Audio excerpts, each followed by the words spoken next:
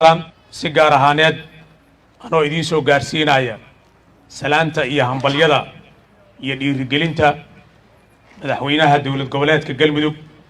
iyo xukuumaddiisa mudane Axmed Cabdi Kaariye oo habeen iyo maalin hawl qaranna ku maqan laakiin arrintan aad dadaal ugu jiray telefoonka cid kasta oo wax ka geli karto dadaal ku bixinayay inta xamar ka timid inuu soo dhiirigeliyo inta halkan joogtay inuu dhiirigeliyo oo yiraahdo hawsha hal lama laabo iyo dadaalka sidoo kale waxaan hambalyo iyo salaan idinkaga sidaa baarlamaanka dowlad goboleedka Galmudug intiisi ku jirta hawshan oo habeen iyo maalin ku dhaxaysay iyo inta kale aan ku jirin ayaguna habeen iyo maalin duca iyo taageero la garab taagnaay in nabadan la soo gaaro maalin maalmaha kamida munaasabadan oo kale waa tii uu amaanay nabigaynu calayhi salaatu wasalaam oo yiri intii aan shirar iyo kulamo ka qayb galay kulan aan ka qayb galay intii aan nabinimadiisa iyo mas'uuliyadii la saarin kadibna haddii la ugu yeero aan ajiib lahay wuxuu ahay kulankii dib u heshiisiinta lagu sameynayay ayadoon xilligaas uusan jirin islaamkii laakiin wanaag laga shaqeynayay iyo dib u heshiisiin iyo xal in la gaaro waxaan filayaa haddii aan nahay maamulka dowlad goboleedka Galmudug sida ay noo taabatay arrintan iyo inta dib u dhacahay nagu samaysay muddadii halkan oo ka socday dagaalkii iyo waqtiga aan gelinay ama ay naga qaaday waxaan u malaynayaa wax nooga dhib badan ama nooga xanuun badan ama nooga dib u dhac badan inuusan jirin sababtu waxaad ogtihiin xilliga uu ku soo aaday dagaalkaas iyo marxaladda ay maraysay Galmudug iyo maamulkeedaba iyo hawsha u tiilay culayskii saarnay oo dadka Galmudug oo dhan oo u baahnay dib u xurayn dib u heshiisiin maamulkii inay dhisaan oo yagleelaan oo dib u habeeyaan inta laga soo maray iyo culayska aad ogtihiin muddadii dheeraad loo fadhiyay markii la dhaqaajin lahay culayska oo nagu ahay dagaalkaasi aad u dareemi kartaan culayskii kale oo Galmudug kor saarnay oo ahay dib u heshiisiintii federaalka iyo doorashadii iyo shirarkii halkan ka dhacay iyo culayska oo nagu haya dagaaladaas waa dareemi kartaan habeen iyo maalin inaan laga seexan una midaysnayn in arrintaas xal laga gaaro waxaa aad u dareemi kartaan inta nooga baxday naf iyo maal oo maantay haddii sida kale loo xisaabiyo Galmudug noo xurayn lahayd ama aan guulka gaari lahayn dowladnimada Galmudug iyo xurnimada Galmudug iyo cadowga Galmudug wax badan ka qaban lahayd laakiin maantay oo aan meeshan soo gaarnay waxaa ilaahay mahadiisa oo u mahad celinaynaa in aan garannay ama aan isla fahamnay dhammaantayna dhibaatadaas inaan soo afjarno soo albaabkeeda soo xirno albaabo badan oo noo yaallo aan wax ka qabsanno inta garatay inta ka qayb qaadatay ilaahay ajir iyo xasanaad ha ka siiyo waana u mahad celinaynaa mar haddii la yidhi islaamnimo iyo caqli iyo diin midna kuma fiicna meel lagu ammaanana lama arko dad walaalaa inay inta dagaalaan isdilaan kala guulaystaan wada khasaaraan meel ay ku fiican tahay lama arko bal inay fiican tahay iska dhaaf qur'aanka asoo na tusaaya ama alla na tusaayo ayo wuxuu noogu mitaaliyey man qatala nafsan bigayri nafsin aw fasaadin fi lardi فكأنما قتل الناس جميعا حتى انت كل ما تيماه لكن الباب كاس قف كفرة او حيرا wuxuu la mid yahay dadka alla abuuro dhan asoo alla la galay challenge iyo taxaddi la galay oo yidhi waa dhammaynayaa dadkaas ama dadkaas dhameeyey ayuu la mid noqonayaa qofkaasi.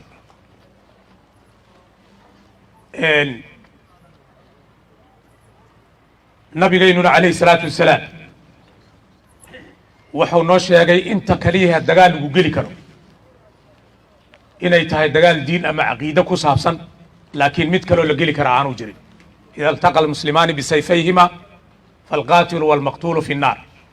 waxaad mooddaa sida aan diinta ugu jajabannahay, sida aysan qof nooga harayn markii aan gelayno masaajidka, laakiin haddana aayadahaas iyo axaadiistaas in mararka qaar ay naga adkaanayso caadifadda ama waxa la yidhaahdo qabaliyadda. taas marka waxaa dhinaca kale la barbar dhigay qofkii ka qayb qaato ama albaabkaas kala fura wuxuu la mid yahay qof dadka dhan nooleeyey. wuxuu la mid yahay oo nabigaynu calayhi salaatu wasalaam noogu tilmaamay, maydin tusiyaa wax ka khayr badan salaada iyo soomka iyo xajka iyo cibaadaadka intooda kale. markaasay yidhahdeen na tusi asxaabtii nabiga calayhi salaatu wasalaam, islaax daatulbaynaa ka khayr badan u dhahay inaad ka shaqaysaan. waa shaqada aan wada jecelnahay, wada dareemayno in nagula ammaano, wada rabno dhammaantayn. laakiin dhinaca kale iyo shaydaankii oo naga xoog badinaya mararka qaar. waxaan aad iyo aad ugu mahad celinayaa xildhibaanada galmudug oo matalayay deegaanada iyo beelaha galmudug oo isku dhaarsaday inay nabad ka qayb qaataan oo marna aysan taageerin dagaal iyo meel dhiig lagu daadinayo aysan ku taageerin oo ay ka qabtaan. waxaan aad ugu mahad celinaynaa xildhibaanada iyo wasiirada ayaguna gurmadka mar walbana la dul taagnaay, kobcinaya mar kastaba nabadda, nala qayb nagala qaatay oo muddo dheer noo soo laalaabanayay. mar kastaba howlahoodii iyo mas-uuliyaddoodii iyo xaaladda ay ku jiraan adinkoo og ayay mar kastaba nala dul taagnaayeen. aad iyo aadaan ayagana uga mahad celinaynaa. waxaan aad iyo aad uga codsanaynaa in allaale intii mas-uuliyadda oo ay doorteen beeluhu samaha iyo wanaagga iyo khayrka ay ku doorteen inay ka qayb qaataan. waxaan rabaa inaan ayagana u mahad celiyo inta noo soo birmatay diyaarna u ah inay ka qayb qaataan. waxaan rabaa inaan kusoo gebagabeeyo hadalkayga. waxaa noo furan fadhigi oo hadduu alla idmo aan rajaynayno hawsha noo taal iyo mas-uuliyaadka noo yaallo ee waaweyn sida ugu dhaqsiyaha badanne inaan kusoo gebagabayno. aadna waa loogu yaqaanaa galmudug xale dhalay. marka mar haddaynan dadkii naga dhinta soo celi karin, mar haddaynan kala guulaysan karin, mar haddaynan kala libin helaynin, mar haddaynan deegaan iyo uusan nagu yarayn dad, mar haddii aan khayrka intuu dhaqaaqno aan ka miro dhali karno, waxay ila tahay waqti dambe inaynaan lumin. waa og tihiin meesha aan gaarnay ilaa deegaanadan oo cadowgii ka quustay markuu arkay in intana dagaalla ka jiraan, intana albaabo kale ka furan yihiin, intana khilaafaadkii federaalka iyo ay noo yimaadeen ilaa ayna haweystaan aan soo gaarin. waxay nagu haweysanayaanna waa garanaysaan. waa maanta waxaa weeyaan ciidamadii aan u diri lahayn bari inaan inta u diro, wiilashii iyo hubkii iyo khayrkii xagga laga keeni lahay in la yidhaahdo xaggayba ka socotaa. waa arrinta aynan mar dambe waqti ku lumi karin. sharafta iyo karaamada galmudug soo hoysay oo maanta soomaali oo dhan ay leedahay markay isku xirantaba war galmudugay kaala furfuran leh oo halkaan noogula imaanaya. markii halkaan ay ka dhammaatana xataa la yidhi xamar laydi kagama dhamee kaalaya oo madaxweynihii ilaa hadda uu ku mashquulsanya iyo madaxdii in badan oo kamida wasiiradii. arrintaas waxay ila tahay dhinacayna kama xagal daaci karno, waqti dambe ma geli karno. waxaan rabnaa sida ugu dhaqsiyaha badanne waqtigaas in loo dedejiyo idinkoo taqaaniin dhaqankii iyo habkii loo kala furfuri lahay iyo habkii arrintaas loo bilaabi lahay arrinta laga dhawaajiyey maalin nabadoonnada qaar ay ka dhawaajiyeen waxaa og tihiin nabiga calayhi salaatu wassalaam halkaan qisaan ku soo gebagabaynayaa intaan nabi laga dhigin nin akhyaara oo odaya oo nabadoona oo samatalisa ayuu ahaayoo lagu yaqaanay oo ay ku yaqaaneen dadkii deegaanka mar kastoo la isqabtana waa loo yeeri jiray asaadiqu alamiin aa la dhihi jiray qofka ugu niyadda fiican oo ugu qalbiga fiican oo dadka si nadiifa ku kala galo oon wax u qarsanayn oon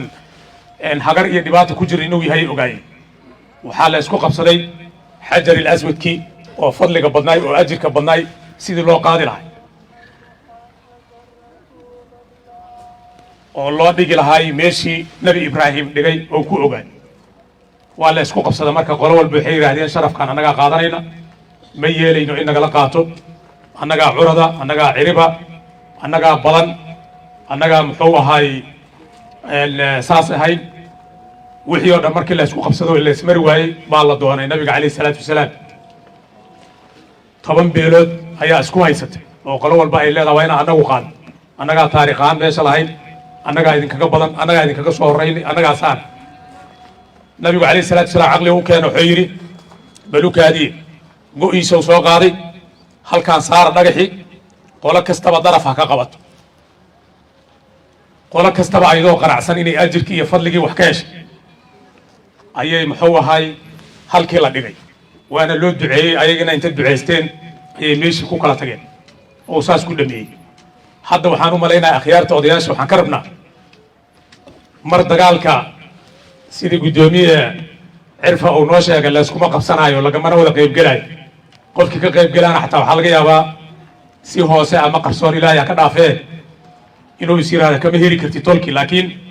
mar hadday sharaftii iyo nabad timaado cid kasta inay ka qayb gashay jecesha waxaan idinka rabnaa marka cid kastaba inaad kaalin siisaan laakiin kaalintaas waa inay noqoto mid aan wax u dhimay nabadda iyo sharafka iyo wanaagga kaalintaasi waa inay noqoto mid dhammaystiraysa nabadda iyo horumarka annaga haddaan maamulkii matalayno ama aan nahay kaalintayna sida loo sheega waxaa weeyaan amniga inaan sugno sida aad ugu dhiibteen ciidamada iyana weli waa idin hayaan ilaahay khayr ha siiyo wixii farsamaa iyo wixii teknikaala oo dowladda muxuu ahay ay idinkaga horrayso ama ay tahana in lagu caawiyo nabadda laakiin nabaddu mas-uuliyaddeeda iyo go'aankeeda iyo gogosheeda sida loo sheegaba idinkaa iskale laydinkana rabaa waajibkeeda koobaadna guusheeda koobaadna iskale ganacsatada waxaan ka rajaynaynaa khayr allah siiya ayaguna kaalintooda inay qaataan waxaa og tihiin diintaynu xataa inay tiri qofkii ku daymooba ama maslaxad wax ku bixiya ama hanti ku bixiya oo ganacsataa ama nabadoon oo inta dayno kugasha dayntaas laga bixiyo wuxuu ka mid yahay inta zakada lagu bixinayo 8 sinfi oo qur'aankaynu sheegay inama sadaqaatu lilfuqaraa'i والمساكين والعاملين عليها والمؤلفة قلوبهم والغارمين وضدك نبضة إيا مصلحة كو دينو أما الدين تكو قشو أما خرج كو بحيو أما الديادة إيا مكتب بحيو أما النبضون كي أصوب الصحراء انت بحيو خرج بحيو اللي يرهدو هلا سيو وزكدو أيكو بحيسو الله أو أماني قفك خير كاس بحيو haddii niyaddu ay tahay in la heshiiyo oo dib heshiisiin iyo khayr oo ka rabi waa meesha kaliya waxaa la yiraahdaa beentu ayadoon bannaanayn qofka nabadoonka ah hadduu labada beelood ama labada dhinacba oo been xataa ku heshiisiin asoo ka rabo in dadku horumar iyo wanaag uu gaaro loo saamaxayo oon la lahayn been uu sheego qofkaas ama dembiyaa looga qoraya sidaas darteed waxaan rabnaa ganacsatadu inay kaalin qaadato dowladdu kaalin ka qaadato gabdhuhu kaalin ka qaataan dhalinyaradu kaalin qaadato dhammaan meediyuhu iyo saxaafaddu ay kaalinteeda qaadato oo ay nabadda buunbuuniyaan intii ay dagaal iyo fidna buunbuuni lahaayeen waxaan ka rabnaa qolo kastaba inay kaalin ka qaadato si ajir iyo xasanaad ay uga hesho khayrkeeda idinkana waxaan idinka rajaynaynaa khayrkaas inaad horseedaan ciddii gacan idinku siinaysana aad soo dhoweysaan ama gacan ka qaadanayso annagana dhanka dowladda waxaan idin ballan qaadaynaa hadduu alla idmo inaan nabaddaas taageero buuxda siinayno ugu horreeya madaxweynaha dhammaantayna xukuumad iyo baarlamaanba waxaan idinla garab taagannahay hiil iyo hoo inaad arrintaas dhammaysaan waa dareemi kartaan arrintaasu meesha ay nooga taallo iyo muhiimadda ay noo leedahay ka dowlad ahaan iyo ka maamul ahaan iyo ka horumar ahaan iyo ka mas-uuliyad ahaanba arrintaas sida ay noogu weyn tahay ama noogu culus tahay noola mid ma ahan dagaalada kaleo cirfaha ka socdo ama dhinacyada ka dhaco iyo isku dhacyada ka dhaco marka ahamiyaddaas iyo waajibaadkaas ayaa mar walba habeen iyo maalin aynan ka seexanayn mar kale waxaan u mahad celinayaa intii ka soo qayb qaadatay oo aanan halhal xusi karin halkan hadday federaal yihiin iyo hadday galmudug yihiin hadday wasiiro yihiin iyo hadday xildhibaano yihiin iyo hadday nabadoonno yihiin iyo hadday haween yihiin iyo hadday dhallinyaro yihiin iyo hadday ciidan yihiin iyo hadday saxaafad yihiin intaba mar kale waa u mahad celinaynaa ilaahay waxaan ka baryaynaa subxaana wa tacaala inuu noo sugo nabadda ilaahay waxaan ka baryaynaa inuu naga qabto inta fidnada iyo isku dirka iyo colaad hurinta iyo faragelinta nagu haysa ilaahay waxaan ka baryaynaa inuu noo fududeeyo waddada khayrka ilaahay waxaan ka baryaynaa inuu arrintan boggeyna burcad isku mariyo ilaahay waxaan ka baryaynaa inuu niyaddayna cawada iyo sida aan u nimid ilaahay naga aqbalo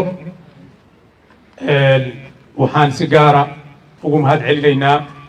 odayaasha ayagoo culays badan weliba ku jira oo aan ognahay ka yimid cadaado oo xaruntii halkaan yimid oo cawada halkaan nagala soo qayb galay inkastoo tolweynuhu idin marti qaaday laakiin dowladduna si gaar ahaaneed ayay idinkugu mahad celinaysaa maadaama aad timaadeen xaruntii qaadateen go-aankaas dhiibteen oo tiraahdaan meel allaala meeshii gogosha la dhigaayo ayaan imaanaynaa si gaar ahaaneed ayaan idinkaga mahad celinaynaa saamankiina kuwii loo qaado jidka khayrka iyo xajka ilaahay ha ka dhigo niyadda iyo wanaagga aad keenteenna ilaahay haynoo aqbalo inta gogosha dhigtay ee beryahan dhan turxaan bixinaysay ee aada uga shaqaysana iyagana waa u mahad celinaynaa waxaana rajaynaynaa inay dulqaad dheeraada la yimaadaan hadduu alla idmo dowladda iyo dhammaantayna waxaan idinla garab taagannahay idin ka sugaynaa maalmaha soo socdo inaad dhammaystirtaan inta ka dhiman guushu waa dhowdahay wasalaamu calaykum waraxmatullahi wabarakaatu